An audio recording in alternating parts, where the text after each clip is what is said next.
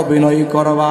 এরকম অভিনয় যদি তোমরা করতে পারো, আমার মালিক তোমার কান্নার অভিনয় দেখে পিছনের গুনাহগুলো মাফ করে দিবে। বলেন আল্লাহু আকবার। এ বাবা, কান্নার অভিনয় যদি করতে পারো, নিজের নফসের দিকে তাকাইবা, আমি আমার নিজের নফসের দিকে তাকাইব, আর ডাক দিয়ে বলবে, হে নফস, তুমি অন্যায় করে করে তুমি পাথর হয়ে গেছো, পাথরের থেকেও বড় শক্ত হয়ে গেছো, এই জন্য চোখে পানি আসে না, গুনাহ করতে করতে চোখগুলো বাতি হয়ে গেছে, পেকে গেছে, এই জন্য জাহান্নামের কথা শোনার পরে কান্না আসে না। কথা বলেন ঠিক কিনা?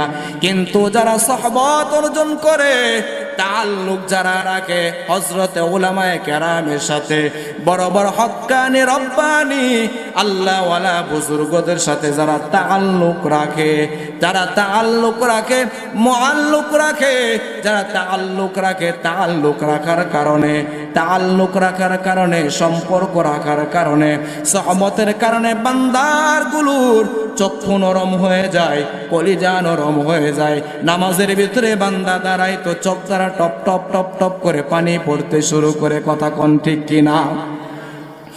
বান্দা মুনাজাত যখন উঠায় দেয়, আল্লাহকে যখন ডাক দিয়ে কয়, রব্বানা যালামনা আনফুসানা ওয়া ইল্লাম তাগফির লানা ওয়া তারহামনা লানাকুনান্না মিনাল খাসিরিন, বান্দা যখন আল্লাহকে ডাক দিয়ে কয়, রব্বানা যালামনা আনফুসানা, ও মালিক, গুনাহ করে করে নিজের উপর জুলুম করেছি, এত পরিমাণ জুলুম করেছি আল্লাহ, এই পৃথিবীর ভিতরে যতগুলো মানুষ আছে তার থেকেও বেশি আমি জুলুম করেছি।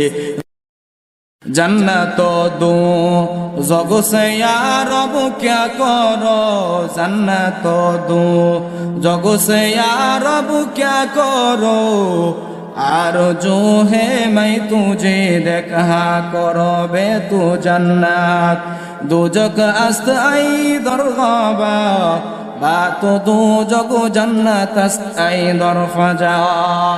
আল্লাহর একজন আশিক, আল্লাহর একজন আরিফ বিল্লাহ, আল্লাহর একজন পিয়ারা বান্দা, আল্লাহর একজন মুখলেস বান্দা, আল্লাহর সাথে যার বড় গভীর সম্পর্ক, তার নাম হইতেছে হযরতে মুমসাদ রহমাতুল্লাহি আলাইহি। বলেন সুবহানাল্লাহ। নাম কি? জোরে বলেন, নাম কি? হযরতে মুমসাদ রহমাতুল্লাহি আলাইহি। এই হযরতে মুমসাদ রহমাতুল্লাহি আলাইহি এমন আল্লাহ তাআলার পাগল। এই মুমসাদ যখন নামাজ আদায় করত, মুমসাদের